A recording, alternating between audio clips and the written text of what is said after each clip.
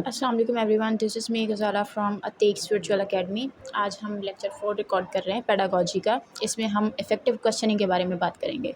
Effective questioning किसे कहते हैं? Effective questioning is the use of purposeful questions by a teacher to promote thinking, understanding and participation. Effective questioning वो होती है जो टीचर जो है वो पर्पसफुली यूज़ करे एक मकसद के साथ, जिससे जो है बच्चों की थिंकिंग जो है प्रमोट हो, अंडरस्टैंडिंग उनकी प्रमोट हो और उसके साथ साथ उनकी पार्टिसिपेशन जो है वो भी प्रमोट हो। ठीक है।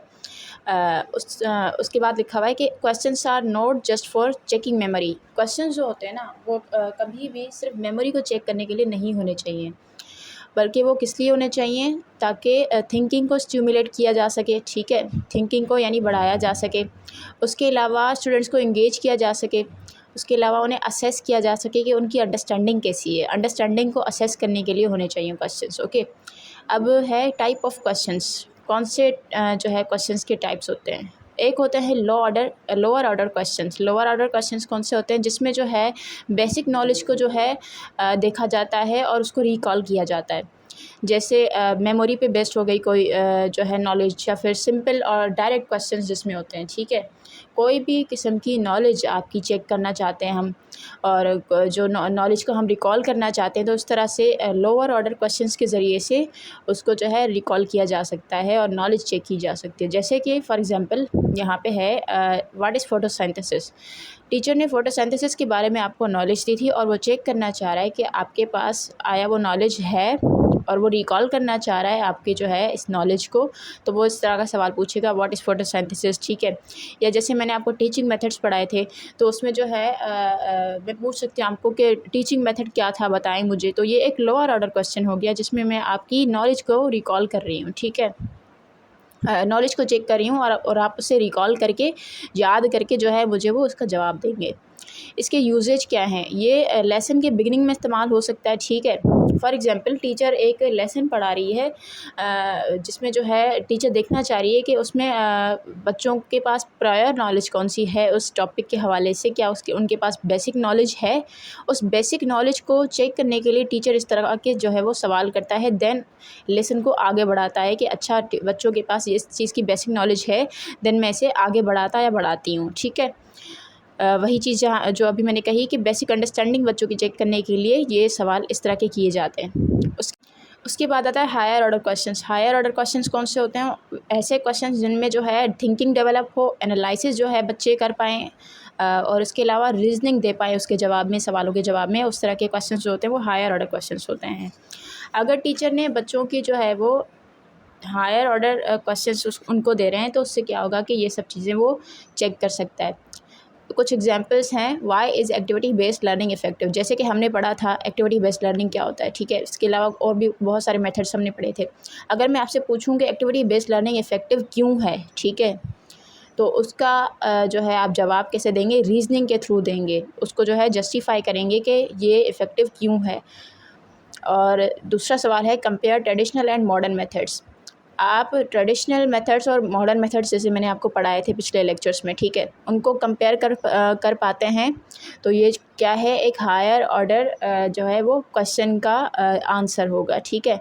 और बच्चों की नॉलेज चेक करने, स्टूडेंट्स की नॉलेज चेक करने के लिए कि ना सिर्फ नॉलेज बल्कि उनकी अंडरस्टैंडिंग चेक करने के लिए, और ये देखने के लिए कि वो चीज़ों को एनालाइज कर पाते हैं या नहीं, किसी चीज़ के पीछे रीजनिंग दे पाते हैं या नहीं, इसको चेक करने के लिए जो है वो हायर ऑर्डर क्वेश्चंस का इस्तेमाल किया जा सकता है। इसका यूजेज क्या होता है? ये डिस्कशन में इस्तेमाल होते हैं। हायर ऑर्डर क्वेश्चंस होते हैं ना, वो डिस्कशन में जो है वो बहुत कारआमद साबित होते हैं। ठीक है, क्योंकि उसमें जो है क्रॉस क्वेश्चनिंग होती है, प्रोबिंग क्वेश्चंस होते हैं, जिससे एक सवाल से दूसरा सवाल निकलता है, फॉलो अप क्वेश्चंस होते हैं। ठीक है। इससे कॉन्सेप्ट क्लैरिटी भी होती है, क्योंकि एक सवाल के पीछे दूसरा सवाल निकलेगा तो क्या होगा कि जो कोई कन्फ्यूजन होगी किसी चीज़ में, तो कॉन्सेप्ट उसका क्लियर हो जाएगा इन क्वेश्चंस के ज़रिए। ठीक है। और ईआर की प्रिपरेशन के लिए ये बहुत इंपॉर्टेंट होते हैं higher order questions. Higher order questions जो है आपको सॉल्व करने आते होंगे। इस तरह के चीज़ों को आपको वाई, हाउ, कंपेयर, एनालाइज या फिर एक्सप्लेन, इस तरह के क्वेश्चंस का आपको सवालों का जवाब देना आता है, तो आप ईआर की जो है वो अच्छी प्रिपरेशन कर सकते हैं। उसके बाद है क्वेश्चनिंग टेक्निक। क्वेश्चनिंग टेक्निक कैसी होनी चाहिए टीचर की? वेट टाइम, जब टीचर जो है एक सवाल पूछे ना तो उसके बाद वेट करे, पॉज़ ले, ठीक है, और बच्चों को मौका दे सोचने का। ज़ाहिर है जब आपने क्वेश्चन एक मुंह से निकाला और उसे जैसे ही पूरा किया तो आप ये एक्सपेक्ट नहीं कर सकते कि बच्चे फ़ौरन से जो है वो जवाब दे दे उसका। बच्चे लाज़मी सोचेंगे, दिमाग में थोड़ा उसको प्रोसेस करेंगे सवाल को, देन उसका जवाब जो है वो डेवलप करके आपको देंगे, ठीक है। And don't rush to answer your own question. आपने जल्दी नहीं करनी कि अपने सवाल का जवाब आपने खुद ही दे दिया, ये सोच के कि बच्चे नहीं जवाब दे पा रहे, 2-3 सेकंड गुजर गए थे, बस मैं खुद ही जवाब दे देती हूँ या दे देता हूँ, ठीक है। इस तरह आपने नहीं करना है। उसके बाद है क्वेश्चंस की एक और टेक्निक है प्रॉबिंग क्वेश्चंस, जिसकी मैंने यहाँ भी बात की। प्रॉबिंग क्वेश्चंस कौन से होते हैं? फॉलो अप क्वेश्चंस होते हैं, ठीक है। फॉलो अप क्वेश्चंस यानी एक क्वेश्चन के पीछे एक दूसरा क्वेश्चन निकल रहा है, फिर तीसरा क्वेश्चन उसी टॉपिक में से निकल रहा है, इस तरह के क्वेश्चंस को फॉलो अप क्वेश्चंस कहते हैं। जैसे फॉर एग्जांपल पूछे एक टीचर जो है अपने बच्चों से पूछता है कि कौन सा मेथड ईजी है, तो बच्चे जवाब देते हैं कि स्टूडेंट्स जवाब देते हैं लेक्चर मेथड जो है वो ईजी लग रहा है, ठीक है। तो टीचर उन्हीं के जवाब में से दूसरा सवाल करेगी कि वाई इज़ इट ईजी, ये ईजी क्यों है। तो ये क्या है? ये प्रॉबिंग क्वेश्चन है, ठीक है, फॉलो अप क्वेश्चन जिसे कहा जाता है। उसके बाद है रीडायरेक्टिंग क्वेश्चंस। रीडायरेक्टिंग क्वेश्चंस क्या होते हैं? Same questions to different students. Same question होगा लेकिन डिफरेंट स्टूडेंट से पूछेंगे। क्यों पूछेंगे? क्योंकि इससे मल्टीपल पर्सपेक्टिव्स मिलते हैं। एक ही सवाल का जवाब बच्चे अलग अलग बच्चे देंगे तो अलग अलग तरीके से ही देंगे, तो उससे क्या होता है, कई सारे पर्सपेक्टिव्स हमें मिलते हैं, ठीक है। और जो है इससे पार्टिसिपेशन भी बढ़ती है, बच्चे इंगेज भी रहते हैं। अब रीडायरेक्टिंग जो क्वेश्चन है ना, इनमें इस तरह के सवाल आपने नहीं करने। फॉर एग्जांपल मैं पूछती हूँ, एक बच्चे से मैंने पूछा कि जो है वो पाकिस्तान के बानी कौन है, उन्होंने बोला कि ये कायदे आज़म। फिर मैं दूसरे से भी वही सवाल करूँ, पाकिस्तान के बानी कौन है, वो बोलेंगे कायदे आज़म। ज़ाहिर है कायदे आज़म है तो वो कायदे आज़म ही जवाब देंगे, सारों ने यही जवाब दे दिया, तो क्या ये रीडायरेक्टिंग क्वेश्चन हुआ? सेम क्वेश्चन मैं डिफरेंट बच्चों से पूछ रही हूँ, नहीं, ये रीडायरेक्टिंग क्वेश्चन नहीं हुआ, क्योंकि इसका जवाब ही वन वर्ड में आता है, ठीक है। ये एक क्लोज एंडेड क्वेश्चन है, तो इस तरह के क्वेश्चंस रीडायरेक्टिंग क्वेश्चंस नहीं होते। रीडायरेक्टिंग क्वेश्चंस ऐसे होते हैं जो हायर ऑर्डर किस्म के हों। फॉर एग्जांपल ये जो क्वेश्चंस हैं ये रीडायरेक्टिंग क्वेश्चंस हो सकते हैं, क्योंकि इसमें सारे बच्चों का अलग अलग जवाब हो सकता है, अलग अलग पर्सपेक्टिव्स हो सकते हैं सबके, ठीक है। तो रीडायरेक्टिंग क्वेश्चंस वो होते हैं जो ओपन एंडेड क्वेश्चंस हों, ठीक है, हायर ऑर्डर किस्म के क्वेश्चंस हो, उनको जो है रीडायरेक्टिंग क्वेश्चंस में आप यूज़ कर सकते हो। उसके बाद है कैरेक्टरिस्टिक्स ऑफ गुड क्वेश्चंस। अच्छे क्वेश्चंस कौन से होते हैं? गुड क्वेश्चंस हमेशा क्लियर और सिंपल होते हैं, ठीक है, रेलिवेंट होते हैं टॉपिक से हटके नहीं होते, थॉट प्रोवोकिंग होते हैं, यानी सोच को उभारने वाले होते हैं, ठीक है, बच्चों के लेवल के हिसाब से होते हैं, और अच्छे क्वेश्चंस हमेशा बच्चों की पार्टिसिपेशन को इनकरेज करते हैं। किसी बच्चे ने गलत जवाब दे दिया तो आप उसको जो है फ़ौरन से टोकोगे नहीं और उसे साफ अल्फाज में नहीं बताओगे कि आपने जो है वो सवाल का जवाब गलत दिया है, बल्कि आप उसे इनकरेजिंग वर्ड्स में जो है वो सही कर सकते हो, उसे एक्यूरेट कर सकते हो। कॉमन मिस्टेक्स क्या होती हैं? आस्किंग ओनली येस और नो क्वेश्चंस। येस और नो क्वेश्चंस पूछना ये किसी जो है इतना काम का नहीं होता है। कुछ जो है चीज़ों में ये पूछा जा सकता है, लेकिन जो है ये रिपीट नहीं करने चाहिए इस तरह के questions. Not giving wait time ना देना, फ़ौरन से अपने सवाल का जवाब खुद ही दे देना, ठीक है। आप बच्चों को अगर सवाल का जवाब नहीं भी आ रहा ना तो उस तरफ उनको गाइड करें, हिंट्स दें, ठीक है, ताकि वो उसका जवाब दे पाएँ। उसके बाद है इग्नोरिंग वीक स्टूडेंट्स। अब अक्सर ये होता है कि टीचर ने जो सवाल कर लिए, चाहे वो लोअर ऑर्डर क्वेश्चंस थे, हायर ऑर्डर क्वेश्चंस थे, बच्चे क्या करते हैं, जो एक्टिव स्टूडेंट्स होते हैं ना, जो क्लास में होशियार स्टूडेंट्स होते हैं, वो सबसे पहले होते हैं जवाब देने में। तो टीचर क्या कहता है, अच्छा जवाब मिल गया मुझे, देन ही और शी मूव्स टू नेक्स्ट जो है वो क्वेश्चंस, ठीक है। लेकिन ऐसा नहीं करना चाहिए। बच्चे जो वीक होते हैं ना उनको जो है इस तरह की एक्टिविटीज़ में इग्नोर किया जाता है अक्सर, कि बस ठीक है, जो टॉप ऑर्डर जो स्टूडेंट्स हैं हमारे, उन्होंने जवाब दे दिया, अच्छे जो बच्चे हैं, और जो वीक बच्चे हैं पीछे बैठे हैं या जो शाय हैं उन्होंने जवाब नहीं दिया है, तो उनको अक्सर इग्नोर किया जाता है कि चलो हमें तो जवाब मिल गया ना किसी न किसी बच्चे से। लेकिन इनको वीक स्टूडेंट्स को इग्नोर नहीं करना है, उनको भी इनकरेज करना है जवाब देने के लिए, ठीक है। Asking too difficult questions. अब बहुत ज़्यादा मुश्किल क्वेश्चन आप पूछोगे तो ज़ाहिर है वो जवाब नहीं दे पाएंगे। ख़ास करके जो वीक स्टूडेंट्स होते हैं ना, उनसे तो आपने थोड़े मॉडरेट किस्म के सवाल पूछने होते हैं, ठीक है, ताकि कम से कम वो बोलना तो स्टार्ट हों।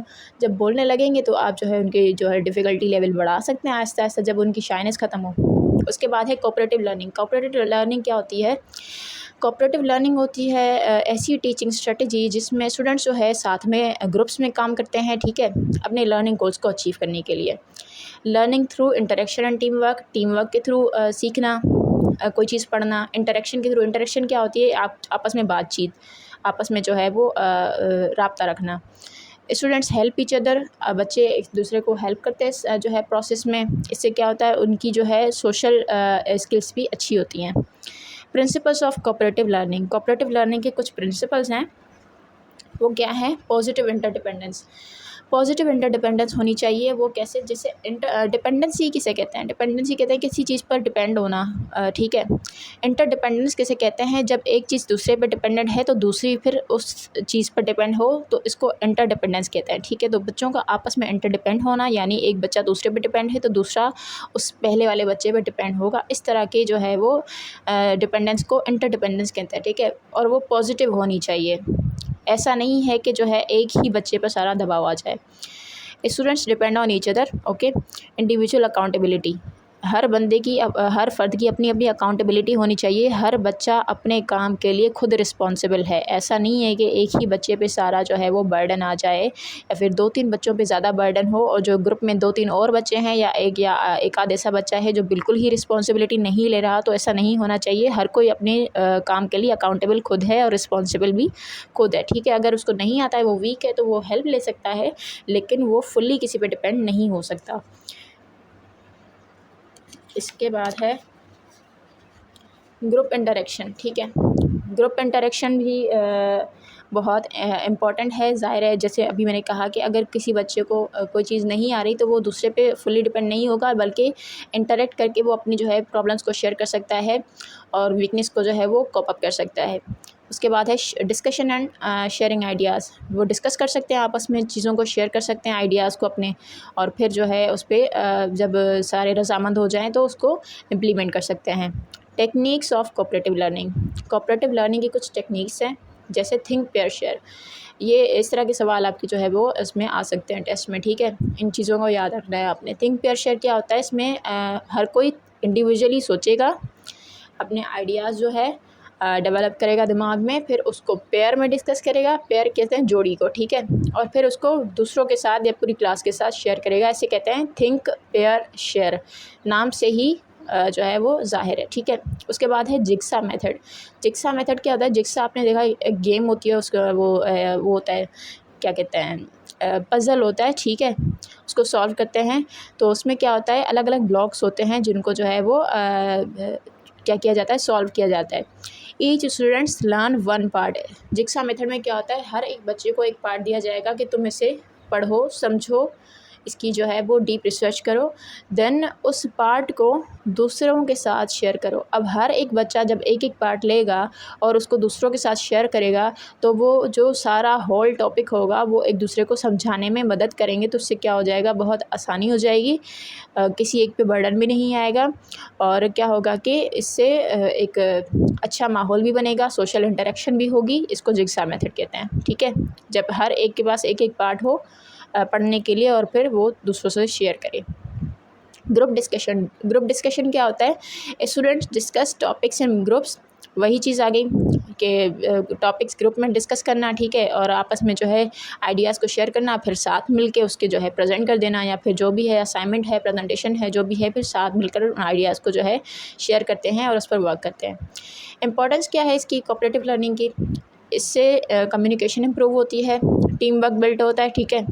पार्टिसिपेशन इंक्रीज़ होती है। अलग अलग रहकर काम करेंगे तो मे बी कोई जो है वो स्लो वर्क करे या फिर ना ही करे वर्क, ठीक है। लेकिन इससे क्या होता है कि सबके पास अपनी अपनी रिस्पॉन्सिबिलिटी होती है, जिसकी वजह से सारे पार्टिसिपेट करते हैं, पार्टिसिपेशन इंक्रीज़ होता है। इससे अंडरस्टैंडिंग एनहांस होती है। काफ़ी दफ़ा ऐसा होता है, आपने भी देखा होगा और एक्सपीरियंस किया होगा कि टीचर जो चीज़ समझाती है उससे ज़्यादा हमें वो चीज़ समझ आती है जो हमें हमारे दोस्त ने समझाई हो या क्लासमेट ने समझाई हो। तो बच्चे जब आपस में एक दूसरे को पढ़ाते हैं, समझाते हैं ना, समटाइम्स वो उससे भी ज़्यादा अच्छी तरीके से समझ सकते हैं जितना वो एक टीचर से समझ पाएँ, ठीक है। तो ऐसे अंडरस्टैंडिंग भी एनहांस होती है। इसकी कुछ लिमिटेशंस हैं, ठीक है। ये टाइम कंज्यूमिंग होता है, ज़ाहिर है। बच्चों को आप ऑटोनॉमी दे देंगे कि वो खुद ग्रुप में काम करें। ज़ाहिर है फैसिलिटेट और गाइड तो आप करेंगे ही एज़ अ टीचर, लेकिन ये टाइम कंज्यूमिंग होगा क्योंकि वो अपनी बेस पे जो है वो वर्क कर रहे हैं। बच्चे some students depend on others, जैसे वहाँ पे मैंने बताया था ना क्या कहते हैं, इंडिपेंडेंट इंडिविजुअल अकाउंटेबिलिटी। उसमें ये होता है कि कुछ बच्चे जो है इंडिविजुअल अकाउंटेबिलिटी पे जो है वो काम नहीं करते, दूसरों पे डिपेंड होते हैं। ऐसे बच्चों को भी इनकरेज करना चाहिए कि आप अपना काम खुद करें, रिस्पॉन्सिबिलिटी जो आपको चीज़ जो है ग्रुप में आपको बांटी गई है उस पर आप खुद काम करें। अगर कोई मसला आ रहा है तो टीचर फैसिलिटेट करेगा, ग्रुप के अदर मेंबर्स उसको फैसिलिटेट करेंगे, लेकिन उसको ऐसा नहीं होगा कि बिल्कुल ही कोई रिस्पॉन्सिबिलिटी आप नहीं देंगे, कुछ ना कुछ उसको ज़रूर करवाएंगे। ठीक है। तीसरा है नीड्स प्रॉपर मैनेजमेंट। इसमें प्रॉपर मैनेजमेंट की ज़रूरत होती है ग्रुप बनाने से लेकर इम्प्लीमेंट करने तक, एंड तक, जब तक जो है ये सारी कोऑपरेटिव लर्निंग का जो प्रोसेस है वो कंप्लीट हो जाए। ठीक है। इसमें कई सारे मसाइल भी हो सकते हैं। सबसे पहले तो ग्रुप बनाना ही एक चीज़ वो बहुत जो है वो चैलेंजिंग होता है। बच्चे कई सारे ऐसे होते हैं जो एक दूसरे में फ्रेंड्स नहीं होते, तो वो एक दूसरे के साथ बैठना पसंद नहीं करते। ये किस तरह से हैंडल करना है ये एक टीचर का काम होता है। ठीक है। सारे शाय बच्चों को एक साथ नहीं मिलाना है, सारे एक्टिव बच्चे एक साथ नहीं करने हैं। ठीक है। जो ग्रुप जो है आपने देखभाल के बनाना है बिल्कुल, और एक्टिव बच्चे और वीक बच्चे दोनों का मिक्स ग्रुप होना चाहिए। ठीक है। मिक्स रेशो होनी चाहिए। उसके अलावा ग्रुप में कई सारी जो है इस तरह की एक्टिविटीज़ भी हो जाती हैं जिसमें बच्चे एक दूसरे से या तो लड़ने लग जाते हैं या तो किसी बात पे जो है उनकी बनती नहीं है। तो इन सब चीज़ों को कौन देखता है? टीचर देखता है, उन्हें उन्हें जो है प्रॉपरली मैनेज करता है। और ग्रुप का ज़ाहिर है एक लीडर भी आपने बनाना होता है। हर ग्रुप में एक स्टूडेंट को आपने लीडर बनाना होता है जो सब कुछ देखेगा, और कोई भी इनकन्वीनियंस होगी तो वो टीचर को बताता है, टीचर मज़ीद उसको जो है वो हैंडल करती है। ठीक है। तो ये था आज का लेक्चर नंबर 4। आई होप आपको समझ आई होगी। मिलते हैं अगले लेक्चर में। अल्लाह हाफ़िज़।